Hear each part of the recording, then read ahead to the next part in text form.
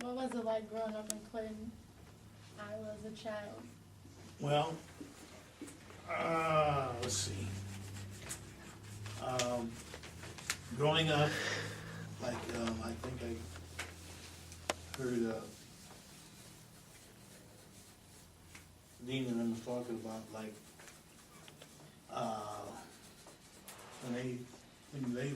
when you moved to Clinton, they gave you a certain area to live in, you know? And, that was like Second Avenue North, yeah, right? And then, one good thing about that is that everybody knew everybody and everybody took care of the kids. If you go down the street and act up, or if you didn't act up, that was fine, but you acted up down here, the people that yard you were in, they're gonna take care of you. Hey, you know, you're not supposed to be doing. But nowadays, if you say something to somebody's kid, and the parents over here, they're gonna let you out because you're not supposed to say anything to your kids, you know. But a lot of times what they would do, they take care of you, of what the situation that was going on, then they'd let your parents know. Before you got home, your parents would know it, so then you would get some more if you were acting up. But that's the way, like say, like Billy just take care of all the kids, that's the same way they did when we were growing up. And it really helped us because it kept a lot of us out of trouble. Yeah, that's it. You want to say something about growing up in high school? Well, see, I didn't move here until I was in like 6th grade, so, and plus being a preacher's kid, quote, you couldn't do a lot of things without getting in trouble anyway, so I was limited on how far I could go visit, how far I could see people, because that's just the way things were in our household. But I have to admit that in school, of course, in high school, there wasn't that many activities for the girls. But going off to college opened the door for me as far as getting to know, number one, knowing other people, other cultures, other races, and learning. And the school, you'll find out some things that were done in high school was differently taught than compared to what you would do. And I think it's like you say, it's the teachers. Some teachers I felt were intimidating and still are intimidated by some of the black students because I feel that they don't think that black students know anything. And if you show any type of intelligence, they're intimidated. So you had to work around that.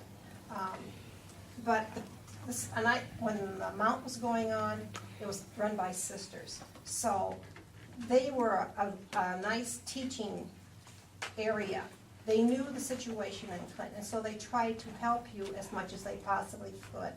Education-wise, how to go here, how to go there, if you're looking for your majors, okay? But as far as living here, I was able to work in a Lisbon shop, and I think some of us remember Lisbon shop. It was a ladies' store, and of course, I check in the clothing and things like that. Well then, because they knew I could work with people, they had me work out at the counter and wait on people. Well, they look at you, and they go on and find somebody else. Okay, fine. I knew what was going on, but I didn't let it get the best of me. I figured, okay, if they want to stay back there and stay in line for a long time, fine and dandy. I'm ready to check somebody out. But the ones who came and I serviced, they had no problems. I got a lot of acclimates. They were from the company saying that I did a good job. They'd never, quote, had a black salesperson in that business. So that made me feel good. So after I left there and I went on to school, I had a conflict after I got my medical technology working in the hospital when I had a patient saying to me, I don't want that nigger to take care of me. So I thought, okay.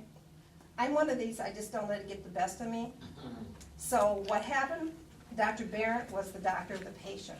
I was coming in, he says, where are you going?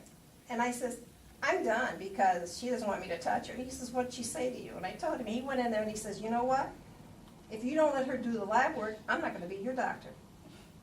So you see, you find out there's people out there who do care about you, who are trying to break this barrier, you know. So if someone calls you that, don't get upset and want to start fighting and that. You know, words, let the words roll off your back and continue on in life.